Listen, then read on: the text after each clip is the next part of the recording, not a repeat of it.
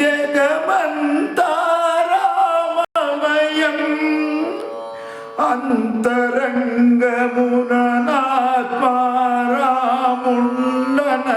అంతరంగమునంతరూపమున వింతలు సలుపగ అంతారామమయం మీ జగమంతారామమయం సోమ సూర్యులును సురులును తారలు సోమ సూర్యులును సురులును తారలు ఆమహంబుదులు నకిల జగంబులు ఆమహంబుదులు నకిల జగంబులు అంతారామమయం బీజగమంత రామమయం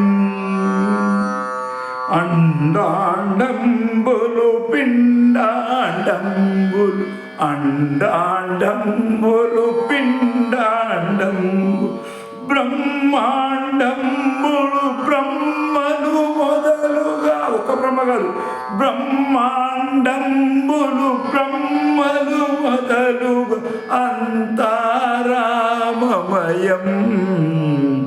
బీజగమంతారామమయం నదులు వనంబులు నానా మృగములు నదులు వనంబులు నానా మృగములు విదిత కర్మలు వేద శాస్త్రము విదిత కర్మలు వేద శాస్త్రము అంతారామమయం బీజగమంత రామమయం అంతారామమయం బీజగమంత రామమయం అష్టదిక్కులును ఆదిశేషుడును అష్టదిక్కులును ఆదిశేషుడును అష్టవసువులును నరిషడ్వర్గములు అష్టవసువులును హరిషడ్వర్గములును అంతారామమయం ఈ జగమంతారామమయం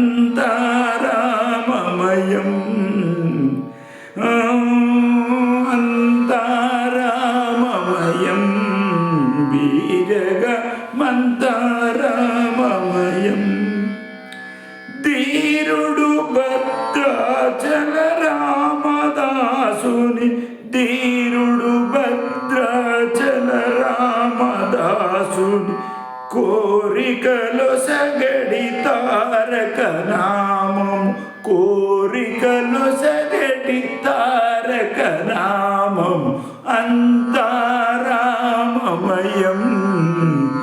బీజగమంతారామమయం అంతారామమయం బీజగమంతారామమయం ఈ జగమంతా రామమయమైందట భద్రాచల రామదాసులు అంటాడు. మనకు నిజం ఎట్లా అనిపించాలి? ఆ నిజం అనిపించడానికి ఒక ఉపాయం కూడా చెప్పిండు.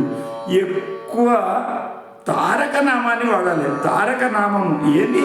తారక నామము అంటేనే అర్థం ఉంది. మనము మన దృష్టి పెరిగి మన దృష్టి అంత విస్తరించిపోయి ఈ బ్రహ్మాండం వరకు కూడా మన దృష్టి ప్రసరించడానికి ఒక రామనామం అనే నామం ఉంది. ఆ నామాన్ని మనం మనసులో గట్టిగా నిలిపి అది పాడినట్టయితే మీకు అంతటా రాముడే కనిపిస్తాడు. అప్పుడు ఎటువంటి లోపదృష్టి ఉండదు.